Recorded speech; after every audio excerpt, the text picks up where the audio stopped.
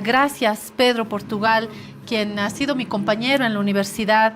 Hoy lo presento como historiador, un observador interesado permanente de la realidad indígena en Bolivia, fundador del mensual digital Pucara, que es uno de los medios que vale porque resiste y porque a lo largo del tiempo sigue ahí. Gracias, Pedro, por aceptar esta invitación y estar acá conmigo en este Piedra, Papel y Tinta. ¿Todo bien? Muchas gracias por la invitación y muchas felicitaciones por tu programa y por todo el trabajo que realizas. Gracias, Pedro. Estamos también junto a Gabriel. ¿Está conectado Gabriel? Buen Gabriel, día, buen día. hola Gabriel, ¿qué tal? También amigo del periódico, creo que está en El Alto, abogado, colaborador de La Razón y observador también de lo que está sucediendo en el país. Los invito a ambos a hacer una lectura de lo que está sucediendo hoy. Viendo a Pedro me acordé que anoche en la FES, en la fundación alemana FES, Friedrich Ebert, hemos tenido un diálogo, un nuevo diálogo sobre lo que sucede en el país, escenarios. Yo sostengo firmemente que no se puede leer sin tener una mirada de nuestra posibilidad de tejer nuestras identidades, es decir, no hay análisis para mí, ni político, ni económico, ni social, ni ningún tipo que no pase por nuestro tejido. Ya ha llegado Reimi, está Reimi Ferreira también con nosotros, entiendo que está en Santa Cruz, vía Zoom también, abogado, analista político. Gracias, Reimi, por estar con nosotros. Muy buenos días, gracias. Bueno, les lanzaba esto, ¿no? A raíz de los últimos escenarios políticos, los futuros escenarios políticos que comentábamos ayer en una interesante mesa en la Fundación FES, en la Friedrich Ebert, que es una fundación alemana. Y creo, parto con esta idea, pero ustedes pueden obviamente decir que mi alfombra no está buena y plantear otra. Yo planteo que no hay posibilidades de una comprensión real, cabal, franca de nuestros conflictos políticos, de nuestras tensiones también en la economía, si es que no sabemos mirar nuestra todavía inmadura tolerancia con el otro, con la otra. Lo sostengo y no sé si Pedro está de acuerdo con esta idea, o hay que entrar por otro lado, Pedro. No, evidentemente, o sea, la tolerancia es una pieza fundamental para el establecimiento de cualquier cosa que sea funcional y mucho más en la administración de un país, en la vida de un país. Ahora, evidentemente, eso está mediatizado por los momentos que se viven, por las proyecciones que uno tiene y sobre todo por la interpretación, digamos, que se da ese aspecto de la tolerancia. Yo creo que solamente una visión histórica de cuáles son los orígenes de los climas que vivimos políticos en Bolivia, de esta dispersión de poblaciones, nos puede dar ciertos elementos, digamos, para poder resolverlo. La tendencia en Bolivia siempre fue de agarrar las ideologías de moda, ¿no es cierto? Y a veces estas ideologías de moda que corresponden más a una vivencia en otros lugares, aportan, pero confunden finalmente la resolución del problema, porque Bolivia vive a varios tiempos, ¿no es cierto? Tiene poblaciones muy a la moda, podríamos decir, en todo sentido, digamos, en el aspecto global, tiene poblaciones que están en transición y tienen poblaciones que están todavía inmersas, digamos, en otros ciclos, en otros tiempos. Entonces, al principio puede parecer interesante, pero llega un momento en que hace colapso. Esto en el sentido de que Bolivia hemos pasado ya por varias interpretaciones teológicas sobre lo indígena, interpretaciones positivistas, el nacionalismo revolucionario, el modernismo, etc. Y ahora, digamos, hay mucho acento, digamos, sobre el aspecto este de alteridad, de diferencia, que no es nada malo en sí mismo, digamos, pero que si incluso en los errores que se ha pasado en Bolivia, no va a solucionar los problemas, puede agravarlos algunos y puede dejar pendiente la solución de estos problemas de coexistencia que tenemos. Sin embargo, o más que sin embargo, además, Pedro, hay una serie de lecturas de sociólogos, politólogos, historiadores, que han coincidido en que no podemos entender el país sin entrar por la puerta indígena, indígena desde sus diferentes identidades. Creo que eso un poco apunta también a lo que dices, al margen del color de la ideología, al margen de la puerta por la que entremos, tiene que ser sobre el indio, debajo del indio, al lado del indio, en torno al indio. El mundo indígena es clave, ¿no? Porque Bolivia o será indígena o no será, como dijo ya un intelectual tan citado como Zabaleta. ¿Les parece coherente esta entrada, Gabriel, por ejemplo? ¿Cómo haces para comprender esto que estamos viviendo en el país? Bueno, saludar nuevamente, Claudia, felicitarte por el programa, saludar a Don Portugal, saludar a Remy Ferreira también en Santa Cruz y a toda la gente que está viendo y escuchando este prestigioso programa. Hablabas tú de la FES, la Friedrich Ebert Stucknick alemana. Hay otra fundación también, la Konrad Adenauer, ¿no? Y pareciera que... El otro lado, Gabriel. El otro lado opuesto a la FES. Pero a lo que voy, Claudia. Voy a que se trata de monopolizar el entendimiento de la realidad social boliviana a partir de ONGs, a partir de fundaciones. Vivimos actualmente en una dictadura del academicismo. Tratamos de brindarle a todo un matiz académico. Y si no tiene un matiz académico, un matiz de ONG, un matiz de fundación, ese pensamiento no vale. Para mí, ese es un concepto totalmente erróneo de interpretación de la realidad social. La realidad social se tiene que interpretar en las calles, en los mercados, en el minibús, en los trufis, en el día a día. En los bares, en las cantinas, en los restaurantes, se tiene que palpar la realidad social para entenderla. No creo en esos análisis de escritorio que tratan de entender la realidad social boliviana con todos sus matices y su complejidad a partir de viejas tendencias, si se quiere, weberianas, ¿no? El intelectual jamás se equivoca, los que se equivocan son la realidad, la realidad social. Para mí eso no existe y debemos empezar a integrar lo que en algún momento Gramsci llamaba el intelectual orgánico, ¿no? Tener ese hilo conductor, ese cable a tierra, si bien construir teoría, pero no se puede caer en esa dictadura del academicismo. Creo que es interesante el planteamiento que tú realizas para entender a partir de las diferentes visiones la realidad social boliviana, porque eso es el Estado plurinacional. Encontrarnos en nuestras diferencias, debatir en nuestras diferencias, contrastar nuestras ideas en nuestras diferencias y generar líneas de entendimiento comunes. Me parece interesante esa primera idea, Gabriel, porque en efecto no podemos encerrarnos en la academia. Sin embargo, bueno, yo en lo personal no iría hasta la dictadura de la academia, hablaría más bien de los académicos que no logran comprender la realidad, y esos son los malos académicos. El buen académico cabalmente es el que sabe leer lo que está sucediendo en el minibús, lo que está sucediendo en las distintas esferas, y creo que los académicos son los que también saben hacer academia desde los bares, que me parece que son lugares propicios también para el pensamiento y para el intercambio.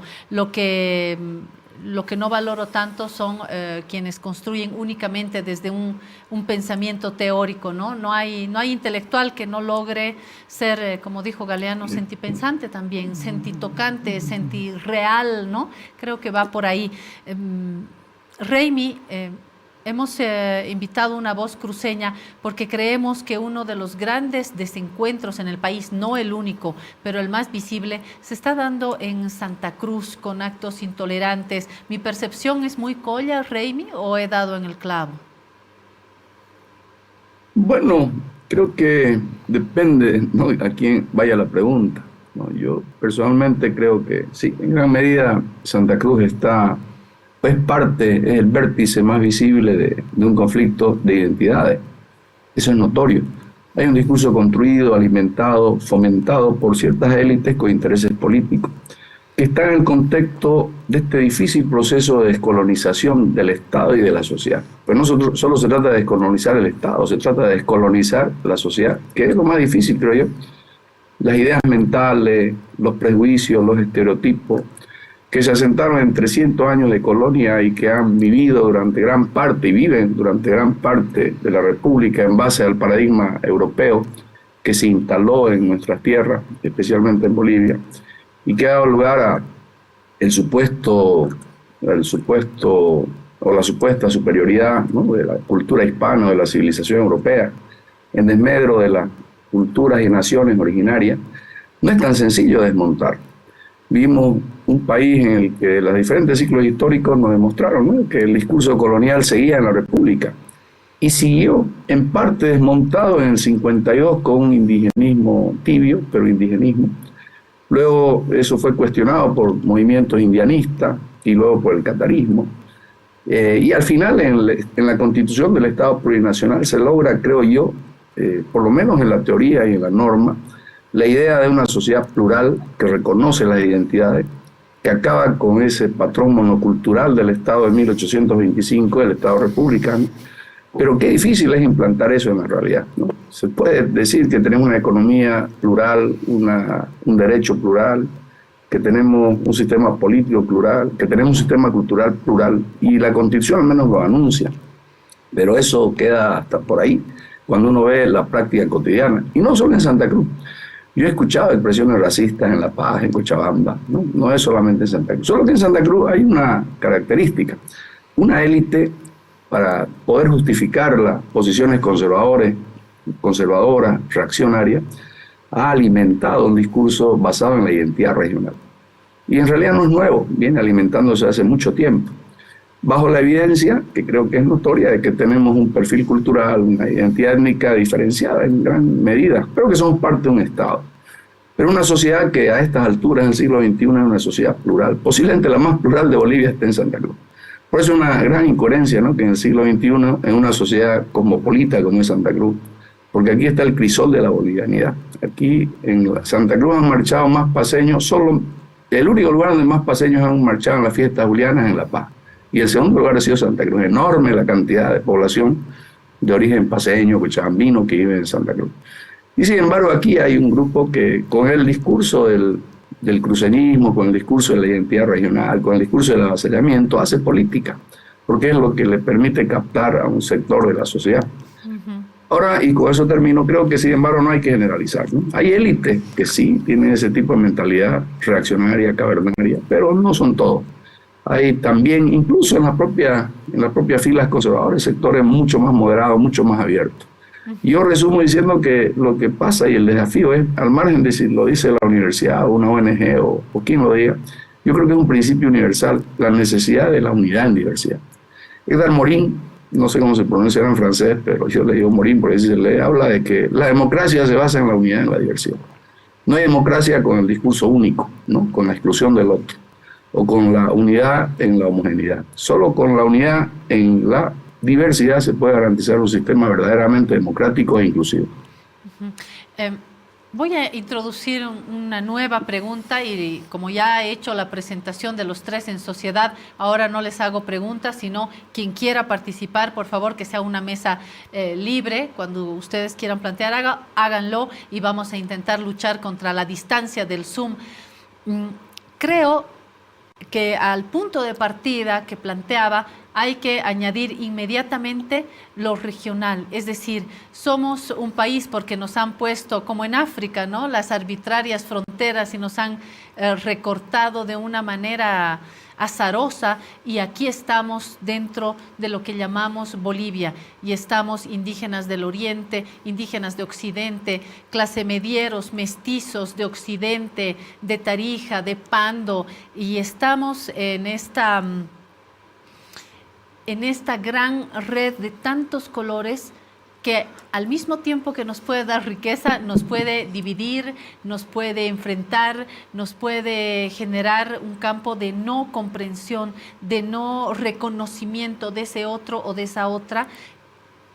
¿Qué pasa, insisto, por la separación entre un mundo indígena y un mundo mestizo, un mundo más tendiente a lo blanco. Y ojo, no es una frontera que divide como los stronguistas y los bolivaristas, es una frontera imaginaria donde existen distintos niveles, pero hay dos polos, lo indígena, lo español, o lo mestizo, o lo más blanco, o lo menos indígena en última instancia. Y a esta frontera hay que añadir la otra, que es la regional, que no es menor y que a su vez termina de cruzar esta primera que digo. Y una tercera, por supuesto, para hacer el análisis político, está la ideología. Creo que es esencialmente bajo estos tres ejes que podemos leer este momento histórico y político boliviano, donde hay una crisis dentro del MAS, crisis en comunidad ciudadana, crisis en Creemos, al margen de las siglas. Creo que estamos hablando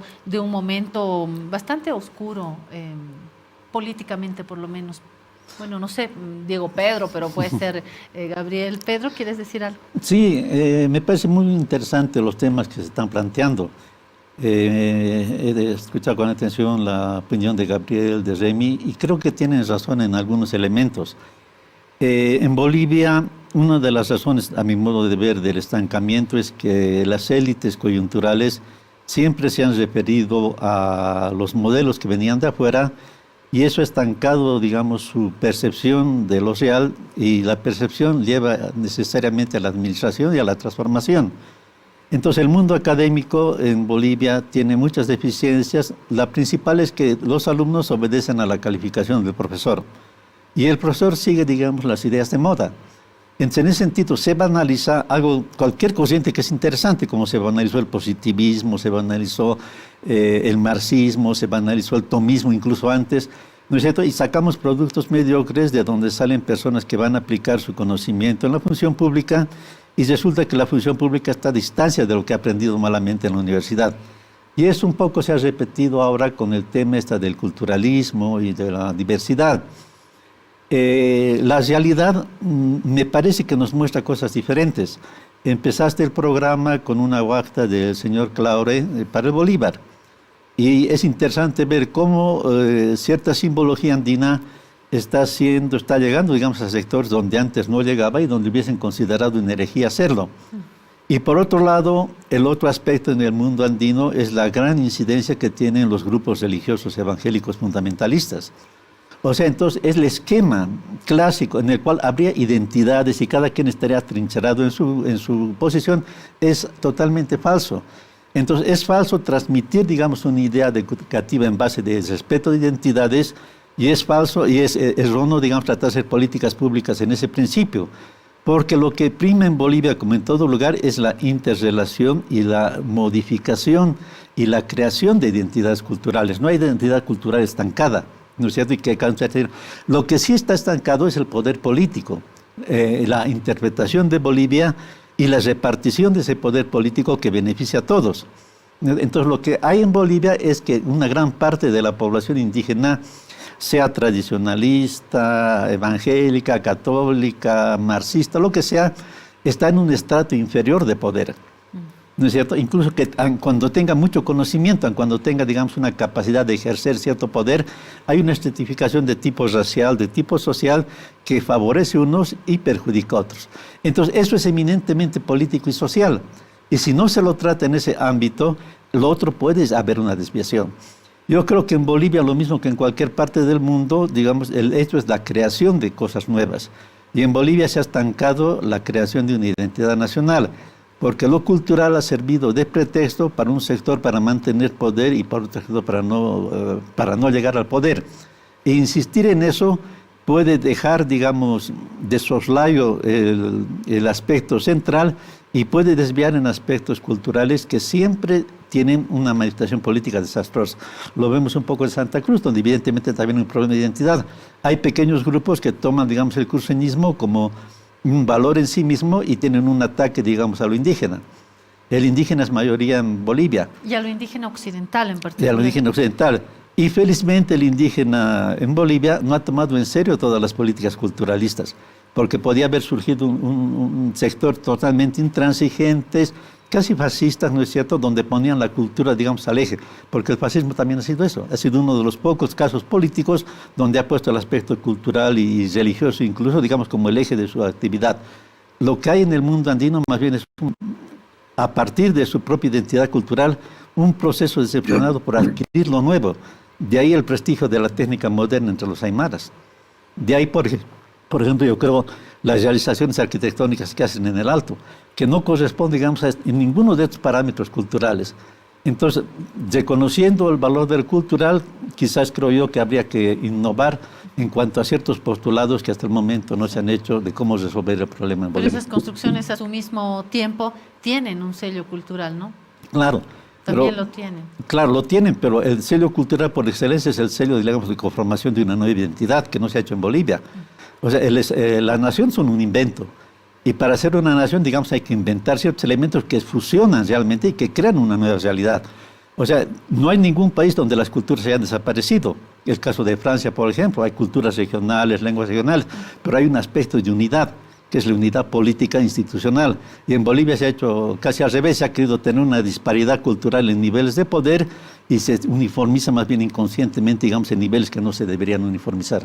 Y al final, todo es un invento, ¿no? Estaba recordando alguna pelea ahí en una red social donde decían, pero si la huipala es un invento, por supuesto, pues que es un invento, y la bandera boliviana también es un invento, y todas las banderas son un invento, y en verdad todos nuestros rasgos culturales son pues un invento, creamos y así hacemos cultura. Les decía, esta entrada de encuentros, desencuentros, de no reconocimiento del otro, que en mi pueblo se llama racismo también, se llama discriminación y se llama uno de los peores obstáculos, de los mayores obstáculos a tiempo de querer construir una sociedad que se alimente y que pueda vivir en tolerancia. Pero además de esto tenemos lo político, ¿no? Estoy advirtiendo, chocolate por la noticia, una gran crisis, la peor de todas en el movimiento al socialismo. Habrá que ver si hay movimiento al socialismo dentro de poco, después de su congreso. Habrá que ver qué sucede con Comunidad Ciudadana, donde también las distintas ramas están en tensión, donde también hay disputa e intereses, creemos, es decir, ante un panorama donde las fuerzas políticas visibles se encuentran todas estas tensiones y divisiones. ¿Qué nos espera para un futuro cercano? Añado esta pregunta más. ¿Quién quiere comenzar? ¿Raimi?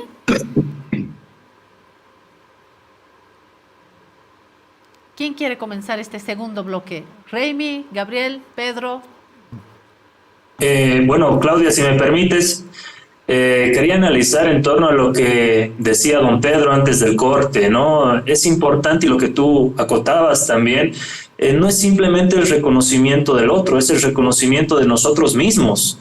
Creo que partimos del hecho de que la identidad es compuesta. Así como parte de mi identidad es mi nombre, también parte de mi identidad es ser boliviano, ser de Oruro, ser de San José, y esas identidades no se contradicen unas con otras, más bien componen todo el sujeto que soy yo, como Gabriel, para poner un ejemplo, ¿no? Entonces, al tener estas identidades compuestas, los bolivianos hemos omitido nuestra propia identidad indígena. ¿Por qué? No reconocemos, o muchos bolivianos utilizan hasta como discurso político el ámbito de yo soy mestizo, por ejemplo, ¿no? Pero decirse mestizo es negar también que por tus venas corre sangre indígena, es negar tu propia identidad indígena, ¿no? Yo creo que no existe boliviano consciente que no sepa que por sus venas corre sangre indígena. Si revisamos nuestros árboles genealógicos, todos tenemos sangre indígena en nuestras venas. Pero no partimos de ese reconocimiento de esa identidad indígena como tal. Entonces, a partir de ello surgen, como lo dijo también Raimi, tiene todo un libro, ¿no?, de las logias y demás, las élites en Santa Cruz que tienen que reivindicar esa negación de su identidad indígena para someter al otro, ¿no?, y diferenciarse de lo común o diferenciarse de lo popular. Y lamentablemente así se van construyendo esquemas mentales, así se van construyendo superestructuras, así se van construyendo discursos que nos van alejando cada vez más a partir de esa negación de nuestra propia identidad indígena. Simplemente quería acotar con eso al debate, Claudia, quizás para que don Pedro o Raimi pueda también ahondar en lo que tú planteabas. Galeano era que decía que quienes no tenemos sangre indígena en las venas, lo tenemos en las manos, ¿no? Que creo que un poco explica la gran historia del continente y las tensiones también. Raimi, ¿te animas a seguir el diálogo? Claro, me animo. Yo creo que vamos entrando al plano político. De hecho, nuestro problema es el nacimiento. Como decías vos provocativamente, para provocar la discusión al comienzo, Bolivia no nace de un sentimiento nacional, ¿no? En realidad, Bolivia es creación de un señor que se llama Casimiro Lañeta, que es un operador de los grupos oligárquicos del sur del país, ¿no? De la Real Audiencia de Charca. Y como muy bien dice Barnadas, Bolivia nace en una asamblea de tránsfugas, de realistas convertidos a última hora en independentistas. Y nace solamente con las expresiones políticas de las élites criollas realistas que se han volcado a las causas independentistas. Ahí nace un país con una identidad cultural que replica la colonia con todas sus taras, con todos sus estereotipos, con todas sus estructuras. Y ese país va a estar durante más de 100 años vigente en base a un discurso monocultural. Si uno mira los retratos de los diputados, senadores del siglo XIX, comienzo del siglo XX, ¿no? Todos visten como europeos, con levita, con anteojos, con frac. Muchos hablan inglés o francés, pero no sospechan lo que es guaraní o quechua. En realidad Bolivia en 1934, 33, 35, 32, se da cuenta en las trincheras del Chaco que hay otras Bolivias. Y ahí nacen el reconocimiento de dos grandes olvidos. El olvido de la parte oriental, que es la que da en gran medida hasta ahora discurso a los movimientos regionalistas. Había una Bolivia olvidada. Como dice Zabaleta, Bolivia era un país campamento, un país que giraba solo en torno al circuito de La Plata y del estaño. Hasta el litoral les importaba un comino porque la minería del salitre no era su negocio. No les importó entregar el acre, el litoral. Y en el Chaco se dan cuenta que el 70% de este país es llano, es plano. Ahí empiezan a darse cuenta la clase media que va a pelear en el Chaco. Pero se da cuenta también del otro olvido, que el Estado republicano de 1825 no había tomado en cuenta la identidad de la inmensa mayoría de los soldados que morían, que eran indígenas. El 90% de las víctimas han sido aymaras y quechua. Eso hay que reconocerlo, está en la historia. Y ahí nace un discurso del nacionalismo que es uniformizador, que trató de crear, y lo decía el Código de la Educación Boliviana, hay que acabar con el indigenismo o con ideas indianistas o con el tema regionalista. El Código de 1955, el Código de la Educación es terrible, es castellanizante y trata de crear la unidad nacional y el discurso nacional, que los bolivianos al margen tenemos primero que ser bolivianos. De ahí que el énfasis en la reforma educativa era castellanizar. Eso va a ser luego criticado por los movimientos cataristas, ¿no? Y algunos radicales, movimientos más radicales como el indianista Fausto Reinaga, el movimiento indio y otros movimientos que existieron. Pero bueno, eso ya pasó. Hemos pasado del extremo de meternos a todo, la unidad y la homogeneidad que quiso hacer el 52 en un proceso modernizador, y luego en un discurso que al final trata de atemperar y equilibrar, que es el Estado plurinacional, que básicamente parte del pluralismo. Yo creo que evidentemente no es contradictorio el tener una identidad nacional y el tener una identidad regional. Lo que hay en realidad es interculturalidad. Y yo creo que el pluralismo cultural no es contrario, más bien es totalmente compatible con la interculturalidad. Porque la cultura evidentemente no está estratificada. Ni siquiera los que tienen discursos radicales sobre eso aceptan de que todo ha cambiado. La cultura cambia. La cultura cambia por inventos, descubrimientos, por el sincretismo.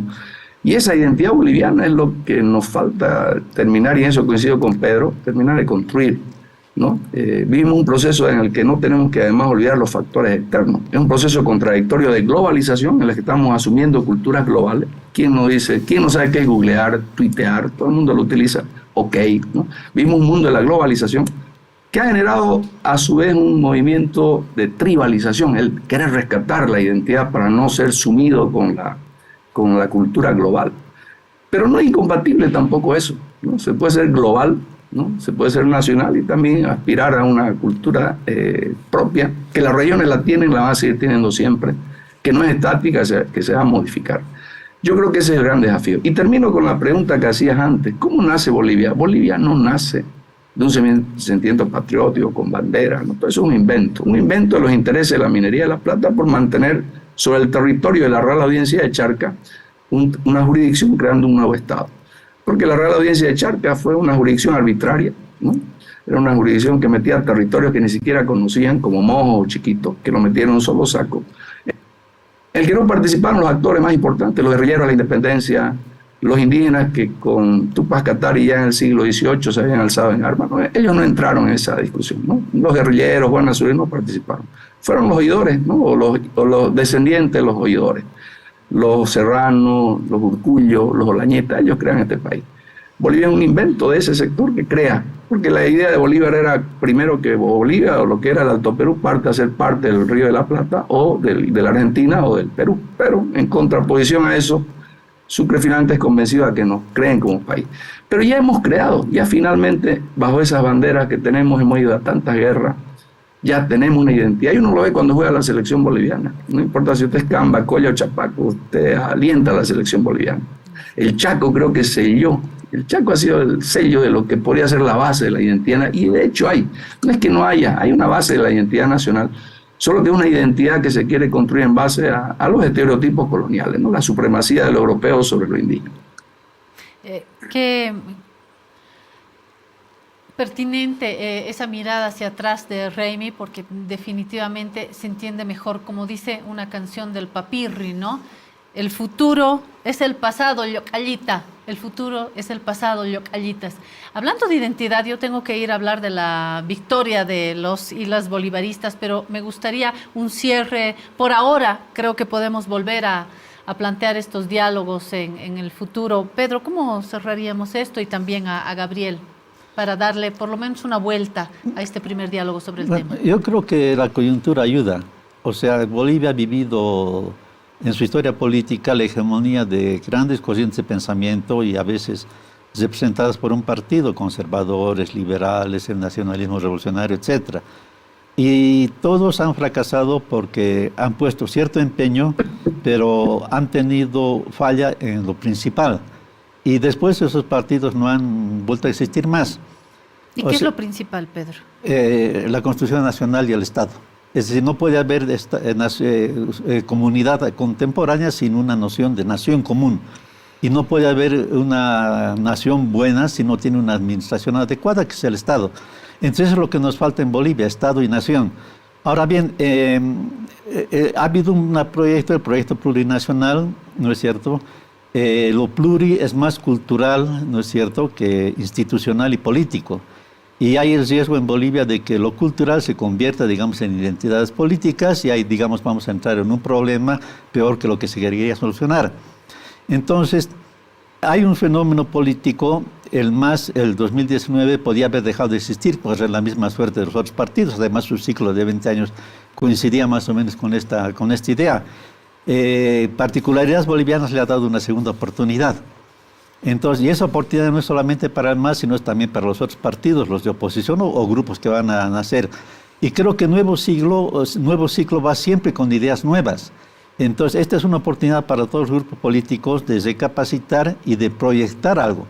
Evidentemente no se puede proyectar nada ni en la vida personal negando, de hecho, todo lo que ha sido, ¿no es cierto? Pero reconociendo, digamos, cierta insuficiencia y planteando nuevas cosas que puedan solucionar.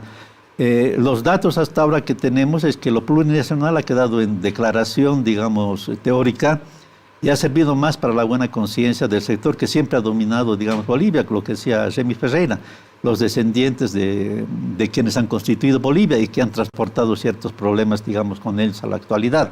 Entonces, llega el momento quizás, y de esto va a depender qué fuerza política se va a proyectar en el futuro, tiene que haber planteamientos nuevos, tiene que haber, digamos, análisis nuevos. ¿No es cierto? Y esto no significa que todo lo que ha hecho tanto el MAS como los otros partidos haya sido inútil. Es un proceso lento, convulsivo, difícil, digamos, de constitución, pero siempre tiene que estar, digamos, abocado en un nuevo crisol, en un nuevo horno, en una nueva síntesis, en una nueva propuesta. y Bolivia está esperando propuestas nuevas y no tenemos por parte de la oposición, son restos, digamos, de contestación hacia cosas que ha herido su sensibilidad de poder. Y del lado, digamos, del MAS tenemos un enfrentamiento entre tensiones que son más quien controla el Estado. O sea, queda libre, digamos, este gran campo que es la creación de una idea y de algo que pueda motivar a todos los bolivianos. Gracias, Pedro. Gabriel, el cierre de esta mesita. Identitariamente, todos los bolivianos, las bolivianas, tenemos sangre indígena. Esa es nuestra identidad primaria. Muchos la reivindicamos, muchos otros niegan esa identidad primaria boliviana. Los que la niegan han gestado el golpe de Estado el 2019, políticamente han instrumentalizado, por ejemplo, la bandera tricolor, por ejemplo, la arquitectura de Palacio Quemado por sobre la Casa Grande, y han reivindicado y reivindican todavía ese viejo Estado republicano, colonial, racista, clasista. En cambio, estamos, creo yo, y es mi perspectiva personal, quienes al reconocer nuestra identidad indígena, pues tratamos de construir el Estado plurinacional. Lo que está en disputa políticamente en realidad es volver ese viejo Estado republicano, clasista, de unos cuantos, que ha estructurado esa pirámide pigmentocrática, versus los que tratamos de seguir construyendo el Estado plurinacional desde las diferentes vertientes ideológicas subalternas, subversivas. Es simplemente eso para cerrar, Claudia. Muchas gracias a los tres. Quiero agradecer a Raimi Ferreira, a Pedro Portugal y, por supuesto, a Gabriel Villalba, que está en comunicación Zoom del Alto Raimi desde Santa Cruz. Este ha sido un inicio. Hemos abierto la caja de este diálogo. Me gustaría tener una segunda parte. Les agradezco a los tres. Me quedo con varias interrogantes, contenta de haber cruzado sus miradas.